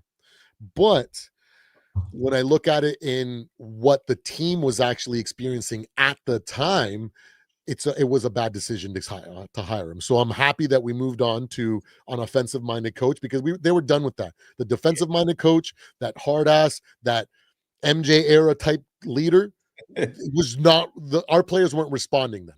So we would have gone really low at that point, right? But we will never know, right? So just to Yeah, answer your answer, Mav, Six has been talking. We were talking about you know, he wants to make sure that if we do fire someone, it's going to be the GM, and then he hopes to bring Lewis Reddick in. I get it. Lewis Reddick, he's a heck of a freaking football mind and whatnot, right? So in player. Um, let's see here. Matt also says so if someone gets hurt, we are cooked either way. That's the situation that we're in because we yeah. mortgaged our future for it, right?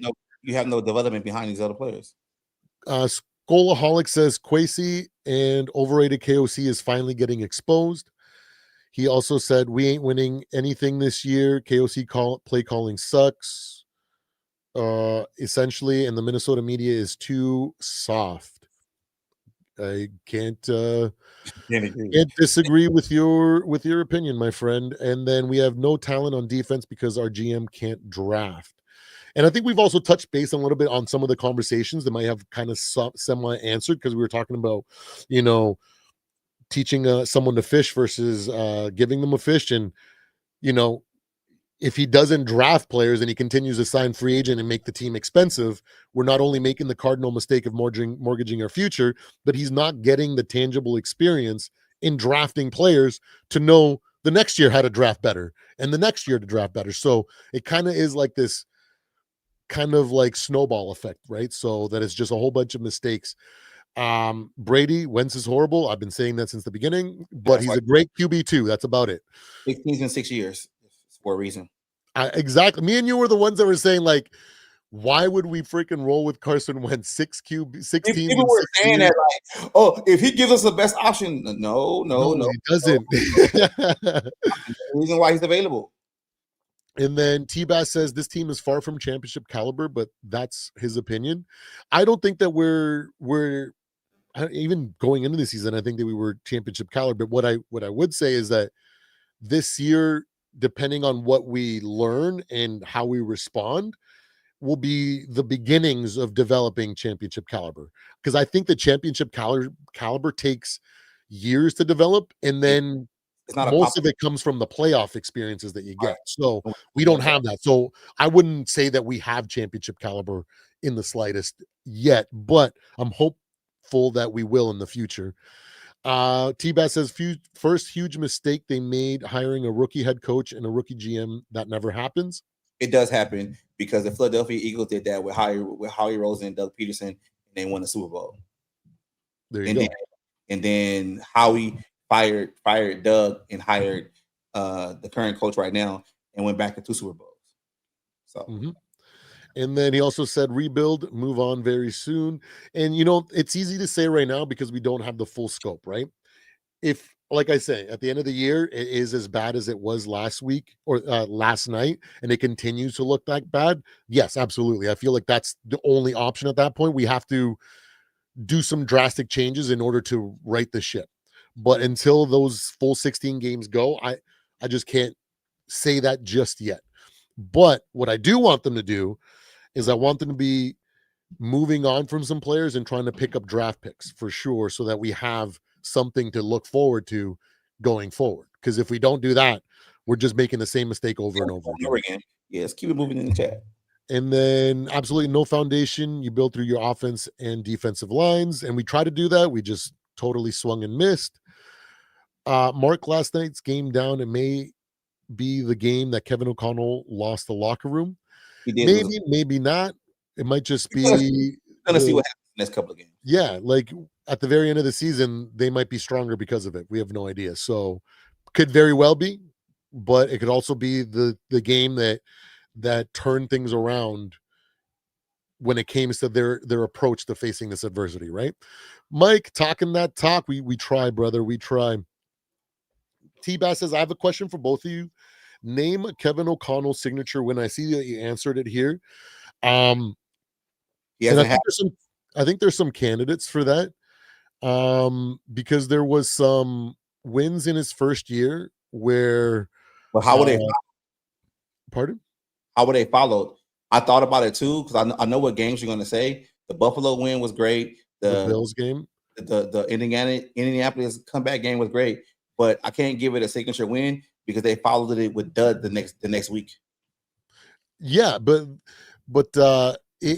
like, to me, wait, how do you define a signature win then? Because I'm thinking it's like a signature win.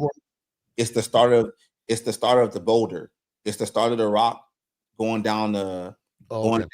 It builds the momentum. You can't have a big win and then the next week you have a no-show. That means that win it wasn't a big win. You just got lucky, basically. Like that's just how I look at it. He hasn't had the point to where he has a big win and followed it with the consistency. Like I think the Buffalo Bills game, that game was great. That was one of the best games I ever seen in football, right? That was a great game. And then I think we lose like 40 something to like 3 against Dallas. Like we haven't learned how to deal with the emotional roller coaster after a crazy high or emotion filled win. Even before KOC, right, with the Minneapolis Miracle game, we came out flat the next week, right? So it's just something that you have to learn so that you can develop championship pedigree, right? For me, the way that I look at a signature win is more, maybe I just have the wrong definition, is maybe I'm looking at it, it's like a game that kind of highlights your highest potential, like what you could be once it all comes together, right? So I'm thinking the Indianapolis game, the Bills game, and then there were a handful of games last year where, like I said, there were so many games that were like playoff like situations where you only see that stuff happen in the comeback win in the playoffs, right? And where either both teams did really, really well, and we ended up just being able to do all the right things at the right times to win, or we crapped the bed like the Patriots against the Falcons, and then we turn it around and actually complete the comeback, right? So there's things, but I think that my definition doesn't align with what I think you guys mean. So if we go with that, I don't know if we do, but he had one. That's my thing. Like he ain't had I one don't know. Maybe the Giants game, because everybody going into the season was like, we're gonna win one game. with the You know what I Giants game mean? last So year. the first game of the season.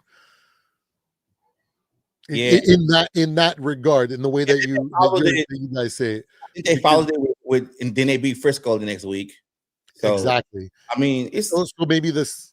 See, that's what I'm oh, saying. So like no, it was I'm like, not giving it to him. or the Frisco game might even be the game. So like I don't know, like because I had a different perspective of what a signature win game is, but yeah, I think so. So signature game means the game that kind of proved that you turned the corner. Then Yeah, but that's my thing. Like you didn't turn the corner because you lost the next week. yeah, that's why I say the Giants game, because then we went on a 5-game winning streak, right? Yeah, When that's a lot true. of people thought we would start 0 and 5. Yeah, I give that, but I wouldn't even say that's a signature win because the Giants were not good. That was just that was the team you played against the playoffs last week, the prior year, and you wanted to get some get back, and I can't count Then that. that's what I'm saying. Maybe it's the 49ers game, because it was like that Yeah, was just a thing because we ended up having a great you start won to that. the Yeah, season, yeah, right? you Well, I were don't know. We didn't totally turn the corner, so then technically no, but we've had a lot of like flashes of what KOC can become, right. which is just like, this is why I say he's freaking speed running what most coaches learn in 10 years. He's trying to learn it in freaking 3 or 4, right? And, So I don't know going forward, but maybe not. Um, T-Bass says, I've been watching football long enough. I know a donkey when I see one. okay. Maybe so, but I've also been watching football and just sports in general when I've seen teams be at this low point and then turn around and become the thing that nobody expected to, right? So two things can be true, and it could be, either opinion could be proven right over the next 10 game or maybe a couple seasons, right? So the jury is still out, but I respect the opinion. This is from when we were talking about we were hardly upset because he didn't think the team was gonna be like that. Let's see here. That's for sure. It's kind of hard to tell because what we were talking about at the And time. and Kobe King just got picked up by the New York Jets. There So you go. that's another draft pick we just lost that couldn't get on the field under Brian Flores. I'm telling you, Mhm. I had this conversation. Um, most of these free agent signings were players on the team that were Yeah, currently on didn't want. they were Or cut. didn't want, okay. They were That when cut. they were on the team that they were currently on, or the team didn't want them. I get what you're saying. They were cut. And then as a Chicago Cubs fan, this is the same crap that I went through with them when the Tribune company own all them. All they look is profit. Winning is the afterthought. Hey, I I don't can think actually talk to that because I grew up a Toronto Maple Leafs fan, and that is definitely what it was like when the teachers union owned them, because they only cared that they're like, hey, well, we sell out every game even if we lose, so they never teachers union cared to build a owned them. team. Hmm? The teachers union owned them. Yeah, the teachers union used to own the Maple Leafs, and they were like the majority stakeholder. And I'm pretty sure that we've moved on from them, but that's why we always used to bring these old washed up guys that used to be big names, because they would fill seats and all they cared was selling tickets and merchandise They rather was than getting paid actually off winning. the back end. Yeah, And some now, and then it was so bad. T-Bass, are you still a Cubs fan? Because I gave up on hockey in general because of that. I went from, I gave up on the Maple Leafs, and then because I had witnessed Jonathan Taves in the World Juniors and in the Olympics and stuff, just doing amazing. I was like, I became a Chicago Blackhawks fan for like 1 or 2 seasons, and then when they won their cup, I kind of was like, oh, I'm done with hockey. And then around the same time that I got into football, and I just said goodbye to hockey, and I said the Maple Leafs literally destroyed my love for hockey because of that fact I that don't they think the just care Vikings are about. that. I don't think the Vikings are No, that. I don't think we're that, but I think we're a team that continues to try to find ways to win, and the fact that they tried different things instead of the same thing over and over just kind of shows, right? Yeah, let's keep it moving in the chat because I gotta get off soon. All right, let's go down. Cause man, we got a lot. Oh, Zoe's in the building. What up, Zoe? Angry man Zoe. It's all good, man. It's all good. Clark says KOC and B Flow gotta figure it out. They got to. Absolutely. He said that, yeah. And these come on, because we were just talking about, I think Buffalo Bills was pure luck, and how many times do they fumble on a kneel down? Yeah. Yeah. Sometimes luck has to play a factor, Luck like if is you look at that Super Bowl win for the Patriots, right? Matt Ryan had to be as garbage as he is for him to make the mistakes for them to keep them in the shot, right? they start running Luck the is always a factor in any game, but absolutely. And then Zoe says, "Man, this team is soft. KOC did his job. We need a head coach job. We need a new head coach to finish the job he can't do and won't." So, yeah, I can't be upset with anybody because, like I said multiple times, I can't not see, like, whichever side that you're on, it's plausible. Yeah, it So is. I'm not going to be like, no, I can't. This is the first time of the season where I can't say, guys, relax. There's still, like, because I can go now. There's too much for me to ignore. So where, like, I can understand both sides equally, but my background is like, I have to just wait for the full sample size to get a real assessment. Like I kept telling people that ask me every single time we did a live stream or every single time I did a video, oh, what do you think of Sam Darnold? Is he fixed? Is he this and that? I'm like, I don't know, because the full season hasn't happened. What I suspected is that he elevated his floor, but his ceiling is still the same, and that he is still flawed with his confidence when it really counts. Yo, Zoe, we're And going to then that's what happened. So I was like, oh, okay, so Yeah. he is what he is, But I think we're 2 hours just talking because of what Yeah, you got, like. later too. So I got some shit. He just asked that. Absolutely. I'm still fasting, so I haven't eaten anything. Oh, how long? I still sick. So last night around 8 o'clock, So okay. I try to fast every single day, minimum 4 o'clock or like 3:30, like right before my first live of the day, if I get home early enough from Yeah. work. But it's just because it's my way of portion control. Right. Because I have a problem with portion sizes. Yeah. So it's the only way that I can maintain eating 2,000 calories or less without overeating. Without So overeating. I think like I've tried like multiple like. Sorry guys, you're getting healthy. yeah, we're talking about weight loss now. like I've actually tried like multiple diets and stuff like that, and I just really believe, like, man, at the end of the day, like when you fast, especially like a 16-8, I know some people do do longer, but it's really beneficial, man, because it's like you allow your body to kind of repair itself, and you Mhm. kind of get everything out of there. And especially like you said with the portion control, like like when you eat, your first meal, it has to be the right meal. Like it has to be Mhm. protein. It shouldn't be too many carbs. It should be, some some good vegetables that can give you some kind of nutrients. And then when you cut it, you have that window to cut it off. And like when you sleep and everything like that, like your body's still working, man. Like I just tell everybody out there, like some of these weight loss fasts of doing like that, like if you really like dig that deep dive into the science, like a fast is something that really, really works. And I just really like, I know, like, in this day and age in America, whatever, everything is accessible all the time to you. Like you get fruits that's out of season anytime, so it's kind of like you have to find a way to kind of like limit yourself. And like the fast is like, it's the best way to do it, man. I lost a lot of weight and gained, the muscle back, and got rid of the bulges, man, just by since something that simple. Mhm. Yeah, Yeah. no, definitely. I freaking like, I'm actually in the midst of writing because I have another channel, right, where it's just going to be kind of like talking about any other things, and I want to kind of just drop all the knowledge that I've learned over the years.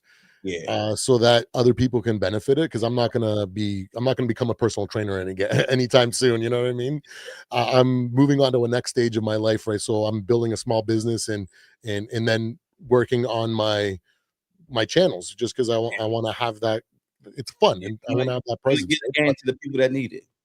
Absolutely. So when uh before Skol Fest, right, I was 300 pounds at the end of July. Yeah. And that was the biggest that I've ever been. And I usually, when I was a trainer, I was depending on if I was in a cut or on a bulk, I would be anywhere between like 195 to like 225. Right. Right. And I was, lifting the heaviest, doing the hardest workouts, powerlifting, Olympic lifting, CrossFit. Like I was literally doing everything, right? Every I used to do the NFL bench combine test as one of the things that I would do every season, mhm. and 19 is the best I've ever done. Not great, but good for an amateur. But anyways, um, what I did was I did intermittent fasting because another thing that's really difficult is to judge calories. Even if you control portion sizes, you might think that that's a 500 calorie meal, It but might it's not. actually a Yeah. thousand. Right. And then you make three meals like that, thinking that this is about 2,000 calories, but you've actually ate like 3,200. You know Yeah. what I mean? And then all of a sudden you're over your calorie for the day that you've burned, right? So then Yeah. you're gaining weight, right? So it's Yeah. super, super difficult for you to lose that weight. So what I did was like intermittent fasting is good because even if you underestimate and you eat more calories than you think you're eating, Cut you it still off. can't overeat. Yeah. And then another reason too is if you go for these like fad diets or these super strict diets, You'll do something with it. willpower can Yeah. get you so far, and then eventually it's just too hard to follow and you're going to end up quitting, and then as soon as you quit that diet, you go back Everything to your old ways and then more, more. because you're just like, oh, I just want to eat everything, and then you go Yeah, from man. before where you would eat a medium pizza like to yourself, and now you're eating a large And pizza large. to yourself. Yeah. With And it more toppings on it. exactly. And you're just like, it just becomes a thing that it kind of hurts you. And I found that fasting, you get used to being hungry and you can kind of push it because you're like at first I was a very strict 8-hour eating window and 16-hour fast. Yep. And then I would stick to that religiously.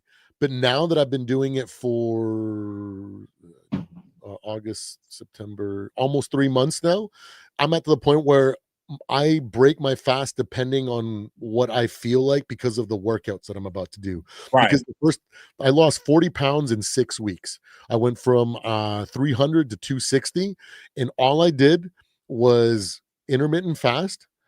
I ate the exact same foods, but instead of ordering McDonald's for a burger, I made my burgers from scratch. So I bought the ground beef, the buns, the toppings, and although it's still not great for you, it's better than fast food. Right. You know what I mean? And so then after that, and then I would do every single morning, I would play Beat Saber for a half an hour. So it's a virtual reality game where you're just slicing Yeah, yeah. doughs or whatever. You're And getting then the I made myself basically dance because you do it to like popular music. So it's just fun beats. So I made myself dance and be in an athletic position with my knees bent, and I would just play. And I would be freaking drenched in sweat. And I did no weight training. I didn't have to do any like walking. Like it's a lot of when you get to the extreme weight loss stuff, they say you need to walk 10,000 steps a day. You need to eat 6 meals and they have to be, a third rice and freaking, all these crazy things. And when you look at it, and then you got to train an hour in the morning, and then you got to train an hour in the evening, and then you got to make sure that you have, at least, all these things. And do you have freaking 6 hours a day to contribute to that? Because it becomes a Yeah. lot. That's a And lot. so I said, I have a lot the experience. When I worked as a personal trainer, I went 2 years straight where my clients only my clients won the weight loss challenge at the club. And to the point where at first other trainers would try to beat my clients, and then they tried a couple times and they realized that they just couldn't do what I did, and they just stopped, and that basically just let me have it every time. So I was like, I have the knowledge, I know how to lose weight. So this time I said, I'm going to do it. I'm going to maximize my weight loss at every tactic that I make. So that's why I said I'm not going to do any exercise, I'm not going to do any steps.